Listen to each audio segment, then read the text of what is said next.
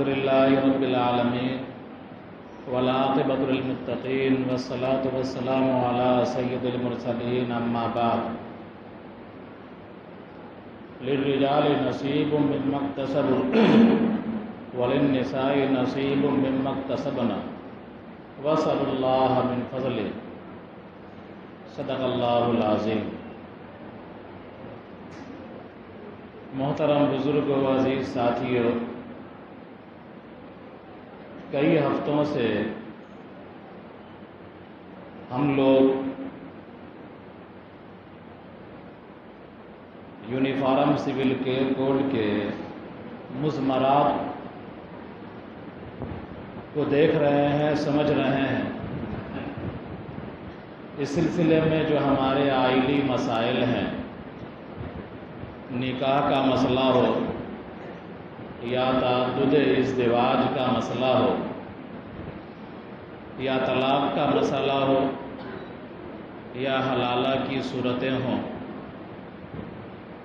عدت کا مسئلہ ہو یا پرورش کے حق کا مسئلہ ہو یا متبنہ کا مسئلہ ہو، ان تمام کو ہم لوگ سن چکے۔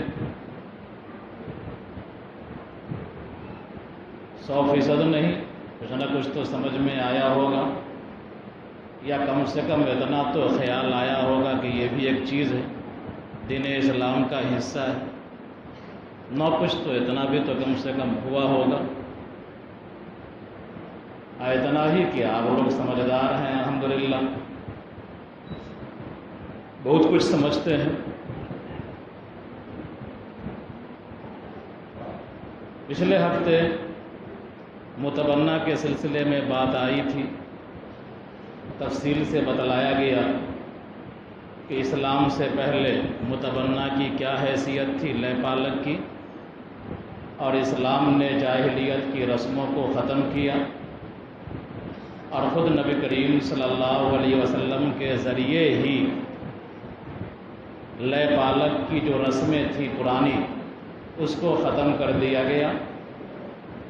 آپ صلی اللہ علیہ وسلم نے اپنے لے پالک حضرت زید کے بیوی سے طلاق کے بعد نکاح کیا، اللہ تبارک و تعالیٰ نے نکاح کروا دیا، اور ہمیشہ ہمیشہ کے لیے، قیامت تک کے لیے اس مسئلے کو ختم فرما دیا کہ متبنہ اور لے پالک اجنبی ہی ہوتا ہے، اس کو حقیقی بیٹے کا درجہ حاصل نہیں ہوتا۔ آج ہم بات کریں گے، سمجھیں گے وراثت کو، وراثت کے بعد وصیت کا مسئلہ آئے گا، پھر انشاءاللہ یہ چیپٹر کلوز ہو جائے گا۔ وراثت سے پہلے ہم یہ سمجھیں کہ ہمارے قانون نظام وراثت پر جو اعتراض کیا جاتا ہے، دو باتوں کو لے کر اعتراض کیا جاتا ہے۔ ایک کہ مرد اور عورت کو وراثت میں برابر حصہ ملنا چاہیے، اسلام میں برابر حصہ نہیں دیا جاتا۔ دوسرا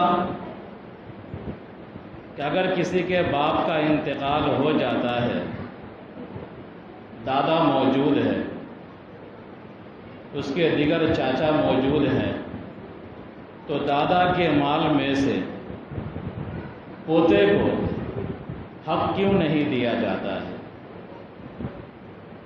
یہ مشہور اعتراض ہے جو پہلے سے چلتا ہوا آ رہا ہے، اور عام طور پر جب بھی نظام وراثت پر اٹیک کیا جاتا ہے دشمنان دین کی طرف سے، تو ان میں انہی دونوں چیزوں کو بنیاد بنایا جاتا ہے۔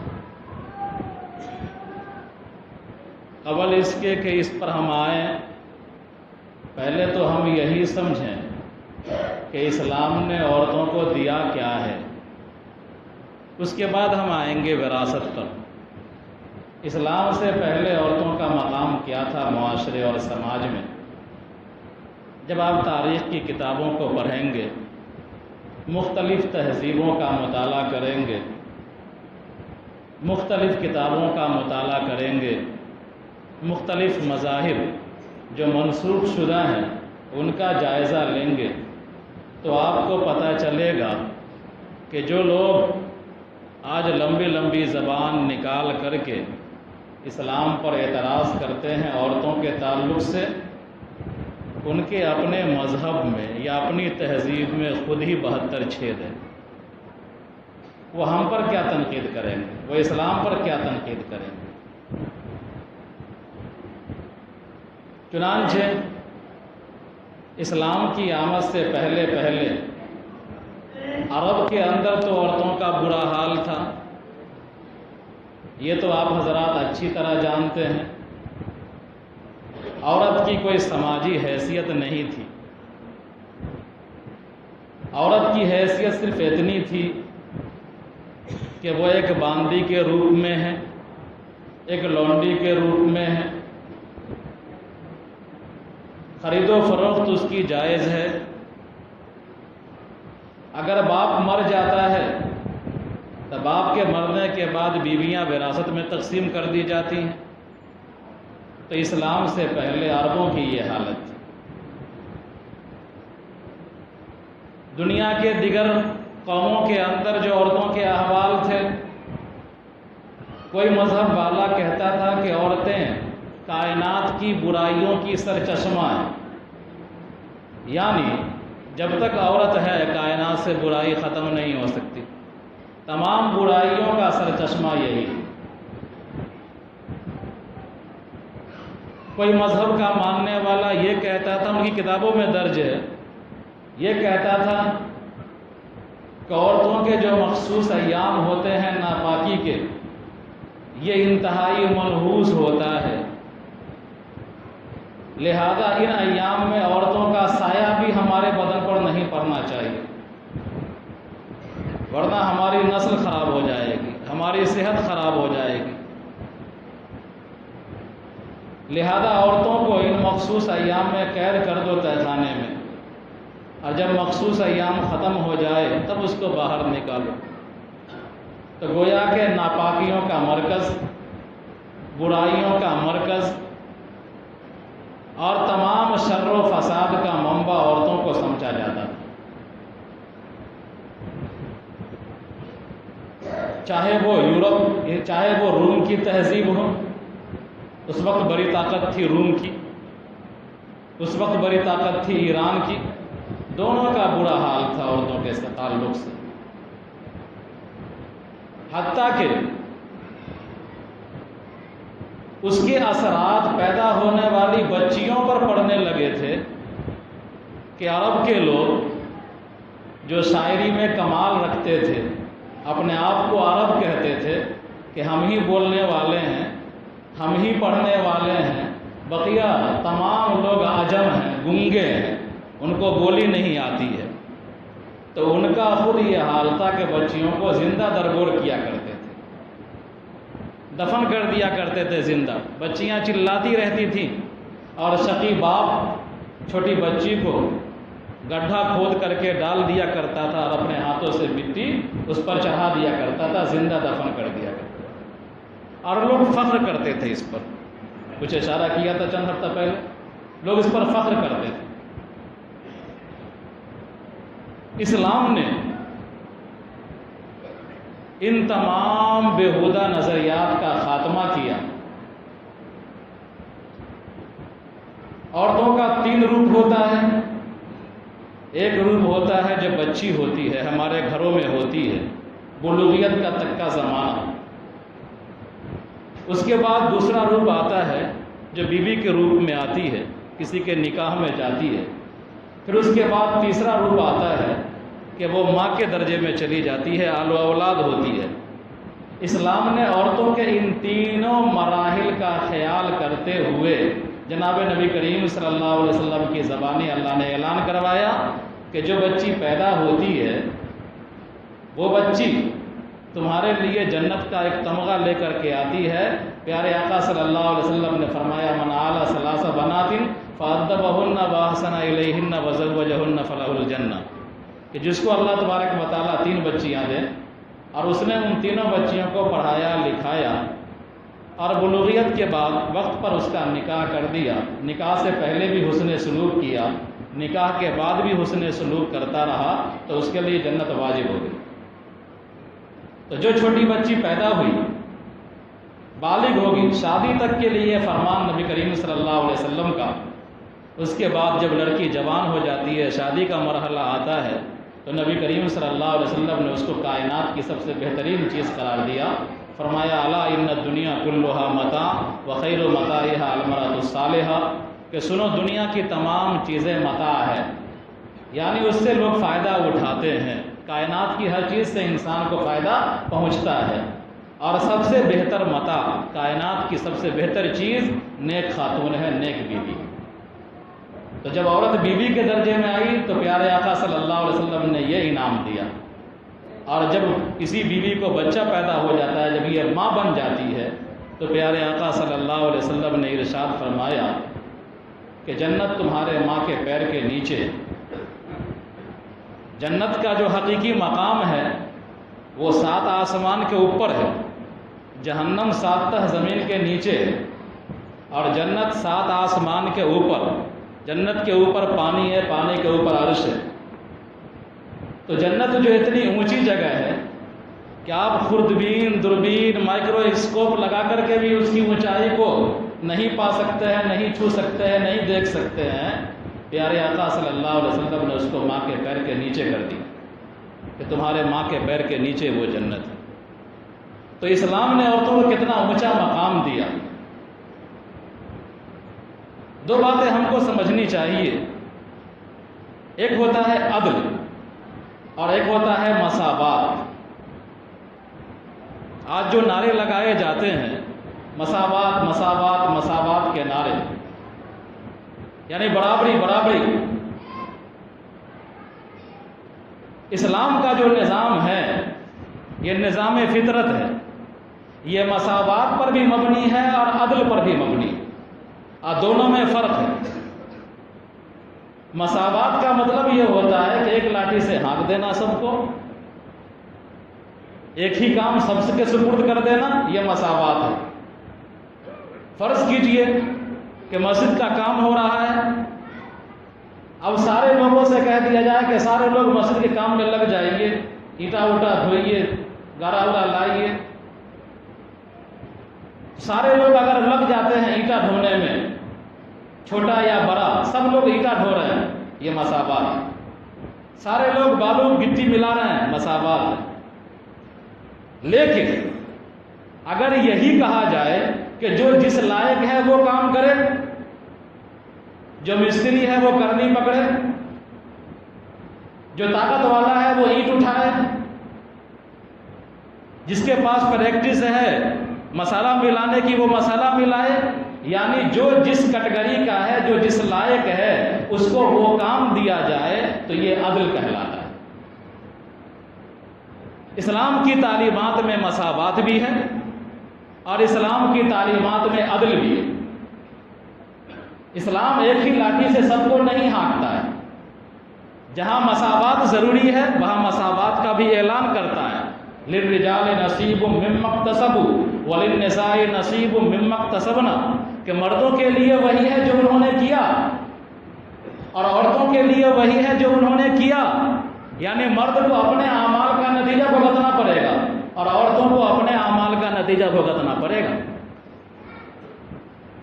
مساوات ضروری ہے ایمانیات میں، مساوات ضروری ہے عبادات میں. اللہ تبارک و تعالیٰ نے آیت اتاری، ان المسلمین والمسلمات والمؤمنین والمؤمنات والقانتین والقانتات والصادقین والصادقات والصابرین والصابرات والخاشعین والخاشعات والمتصدقین والمتصدقات والصائمین والصائمات والحافظین فروجهم والحافظات والذاکرین اللہ کثیرا والذاکرات اعد اللہ لهم مغفرۃ واجرا عظیما. یہاں آپ دیکھ رہے ہیں آیت کا زیر و بم دیکھ رہے ہیں. جو الفاظ مردوں کے لیے ہے اسی ٹائپ کے الفاظ عورتوں کے لیے. اسلام لانے والے مرد، اسلام لانے والی عورتیں، دونوں میں برابری. ایمان لانے والے مرد، ایمان لانے والی عورتیں، دونوں میں برابری. عبادت کرنے والے مرد، عبادت کرنے والی عورتیں، دونوں برابر ہیں.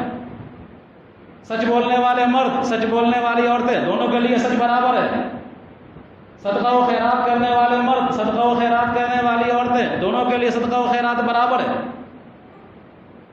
شرمگاہوں کی حفاظت کرنے والے مرد، شرمگاہوں کی حفاظت کرنے والی عورتیں، دونوں کے لیے برابر ہے۔ اللہ کا ذکر کثرت سے کرنے والے مرد، اللہ کا ذکر کثرت سے کرنے والی عورتیں برابر ہیں۔ تو یہ اللہ تبارک و تعالیٰ نے جہاں مساوات کو ضروری سمجھا ہے، وہ حکیم ہے، وہاں اللہ تبارک و تعالیٰ نے مساوات کا اعلان کیا ہے۔ عبادات کے معاملے میں، اعتقادات کے معاملے میں، ایمانیات کے معاملے میں، ان تمام میں مساوات ضروری ہے۔ آپ پر بھی پانچ وقت کی نماز فرض ہے، عورتوں پر بھی 5 وقت کی نماز فرض ہے۔ آپ پر بھی زکوٰۃ ہے، عورتیں بھی اگر صاحب نصاب ہو جائے ان پر بھی زکوٰۃ ہے۔ آپ پر بھی حج ہے اگر آپ مالدار ہیں، عورت اگر مالدار ہو جائے تو ان پر بھی حج ہے۔ آپ بھی روزہ رکھتے ہیں، عورتیں بھی روزہ رکھیں گی۔ آپ بھی صدقہ و خیرات کرتے ہیں، عورتیں بھی صدقہ و خیرات کریں گی۔ آپ بھی سچ بولتے ہیں، عورتیں بھی سچ بولیں گی، یا مساوات۔ لیکن جہاں عدل کی ضرورت پڑتی ہے، عدل کا مطلب جو جس لائق ہے اس کو وہ کام دیا جائے، وہاں اللہ تبارک و تعالیٰ عدل کا مظاہرہ کرتا ہے۔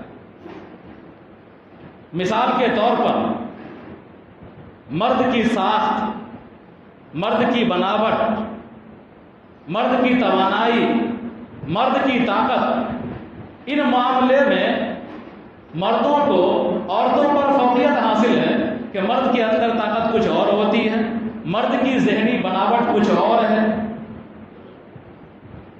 عورتوں کی ساخت، عورتوں کی وضع یہ الگ ہے۔ اللہ تبارک و تعالیٰ نے مرد کی ساخت اور بناوٹ، اس کی طاقت و توانائی، اس کی قوت، نقل و حمل کی حرکت، ان تمام کو دیکھتے ہوئے اللہ تبارک و تعالیٰ نے یہ کیا ہے کہ مرد کے ذمے گھر کے تمام اخراجات ڈال دیے ہیں کہ مرد جو ایک خاندان چلائے گا، خاندان کے اندر لڑکیاں بھی ہوں گی، عورتیں بھی ہوں گی، یہ خرچہ جو اٹھائے گا اس کا، یہ خرچہ مرد کے ذمے اللہ تبارک و تعالیٰ نے کر دیا ہے، عورتوں کے ذمے نہیں کیا ہے۔ جب آپ نکاح کرتے ہیں تو قاضی صاحب بولتے ہیں کہ مہر کی رقم اتنا اور نان نفقہ اور سکنا یعنی کھانا خرچہ جس کو کہتے ہیں وہ بھی، تو نکاح کرنے والا جب نکاح کرتا ہے تو کھانا خرچہ کا ذمہ اٹھاتے ہوئے وہ نکاح کرتا ہے۔ کیوں؟ اس لیے کہ اللہ تبارک و تعالیٰ نے اس کے ذمے کر دیا ہے، عورتوں کے ذمے بوجھ نہیں ڈالا ہے۔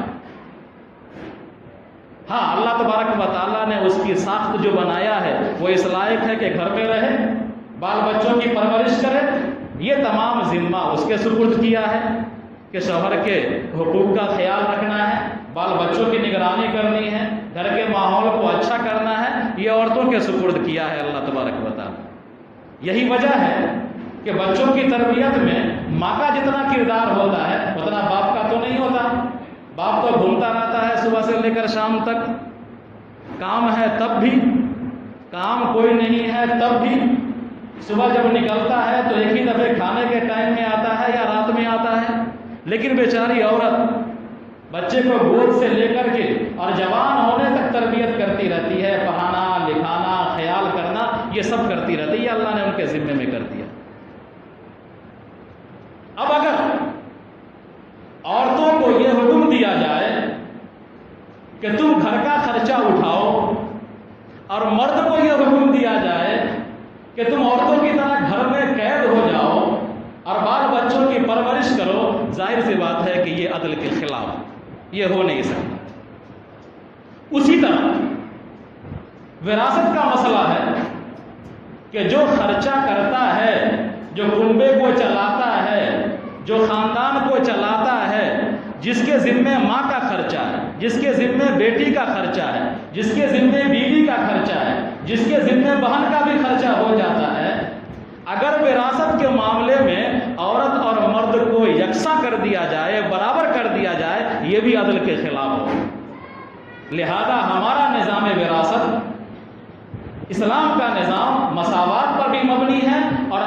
بھی مبنی ہے، اور ہمارا نظام وراثت ایسا نظام وراثت ہے جو اللہ تبارک و تعالیٰ نے انتہائی حکیمانہ انداز میں قرآن کریم میں واضح فرما دیا ہے، کئی آیتوں کے اندر تفصیل سے احکام بیان کر دیے ہیں۔ انشاءاللہ تمہید ہو گئی، آگے ہفتے ہم وراثت کا جائزہ لیں گے کہ دیگر مذاہب میں عورتوں کو کیا حقوق ملتے ہیں وراثت میں، عیسائیوں کے یہاں عورتوں کو کیا ملتا ہے وراثت میں، یہودیوں کے یہاں کیا ملتا ہے، ہندوؤں کے یہاں کیا ملتا تھا اور 56 کے بعد کیا ملتا ہے، اور اسلام میں عورتوں کو وراثت کن کن طریقوں سے ملتا ہے، انشاءاللہ بات کریں گے اگلے ہفتے۔ ربنا تقبل منا انک انت السمیع العلیم وتب علینا انک انت التواب الرحیم۔